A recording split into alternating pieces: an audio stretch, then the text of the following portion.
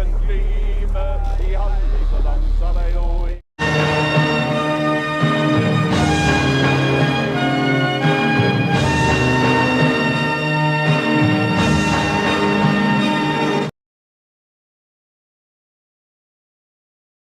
living way beyond our means. Welcome to Irish History.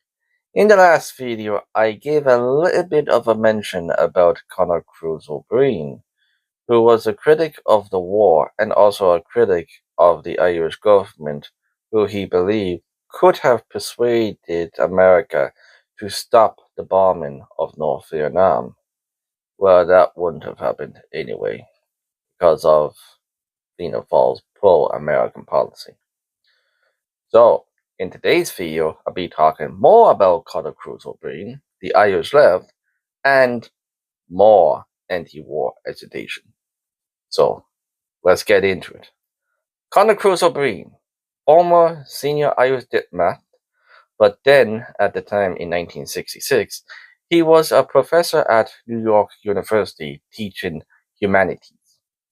O'Brien was at an anti-war protest demonstration in New York and was arrested, which the American veterans of foreign wars wrote to an Irish-American newspaper, the Donegal Bulletin, criticizing the carry-on of O'Brien and asking the Irish embassy to take whatever punitive measures are considered necessary and adequate in the circumstances, including steps to guard against any such offensive incidents in the future.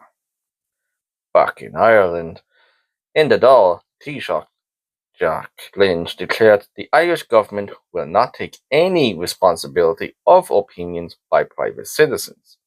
Now, O'Brien attended another anti-war demonstration in Manhattan. He was arrested again, but the difference this time, an Irish-American policeman kicked O'Brien in the hip. Now, another Irish-American policeman in St. Louis heard of the arrest, wrote to say, Americans of Irish lineage are overwhelmingly in favor of the United States government in Vietnam. Therefore, I think Your Excellency should deplore and reprimand Conor Cruise O'Brien. William Fay, the Irish ambassador to Washington, wrote back, like Jack Lynch said, the actions of a private citizen is not the responsibility of the Irish government. But Fay did add, he understands his feelings on the matter since the policeman has the same name as O'Brien. Frank Agin, Minister of the Department of External Affairs, was a friend of Cruise O'Brien. From the late 1950s until 1966, he held O'Brien in contempt.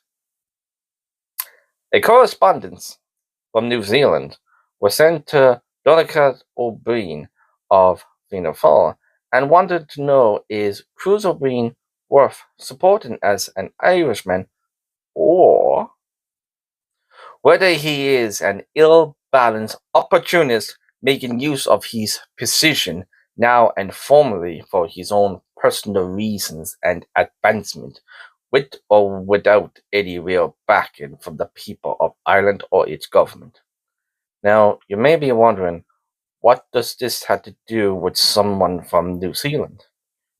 Well, New Zealand was also part of the Vietnam War, although more reluctant, to say the least, that eventually they did send over personnel, not combative personnel at first, until pressured to do so later, which they did send boots on the ground in Vietnam.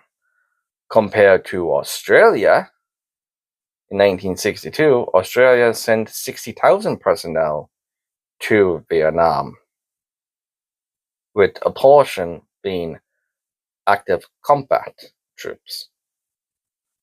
But yeah, seems like in this correspondence, this person from New Zealand is pro-Vietnam War. So, let's continue. The correspondent wanted some information on Cruise which can be used in confidence and discreetly to correct people who support Cruise. Frank Egan drafted a reply to the correspondent stating, Cruise is bitterly antagonistic to any policy of steady and patient work for stable international peace and progress. Pin-up boy for the protesters who demand instant and miraculous social and economic change in the democratic and newly freed states. The Irishmen who have built up Ireland from being a backward country to a highly respected and steadily progressive state regard his behaviour as gravely detrimental to the good name of Ireland.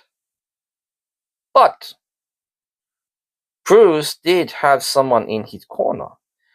He received a letter from Muriel McSweeney, wife of Terence McSweeney, an Irish patriot who died of hunger strike during the Anglo-Irish War.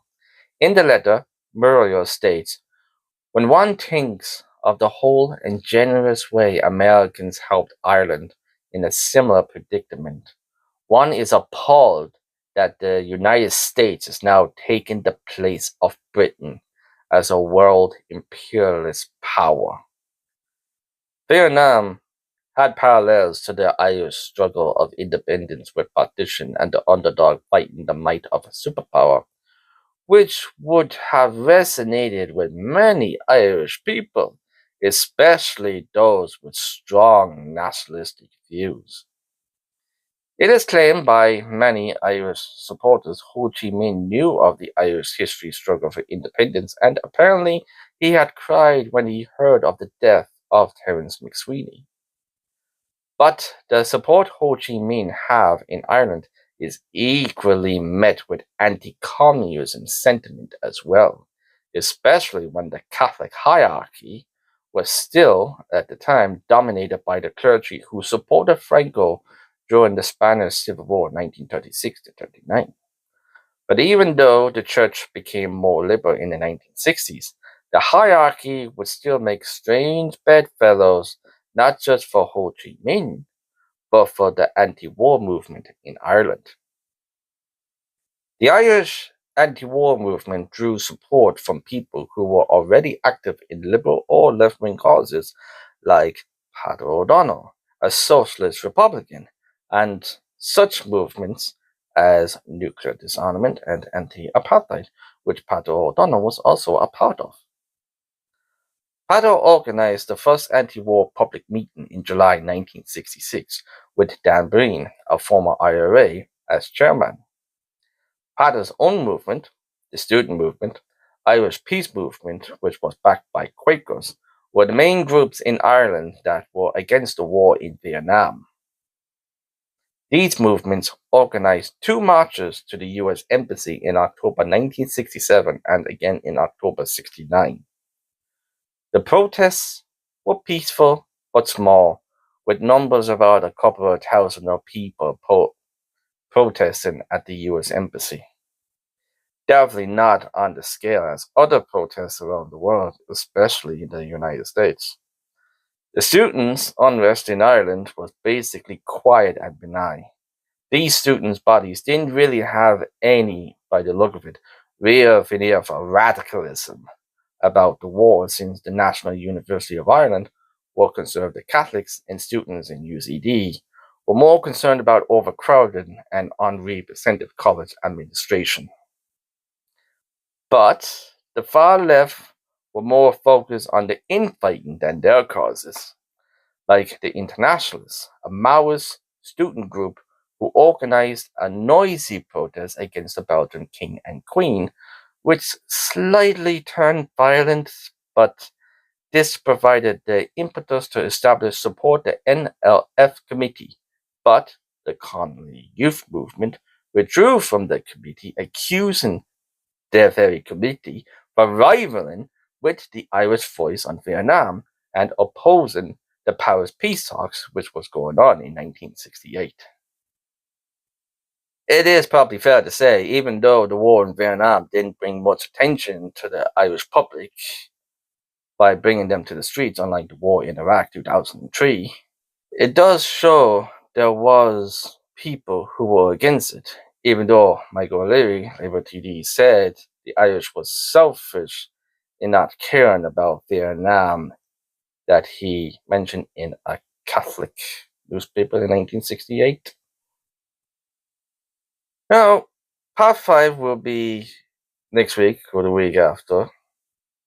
In that will be about the Irish media and the crisis of 1968. But until then, slán.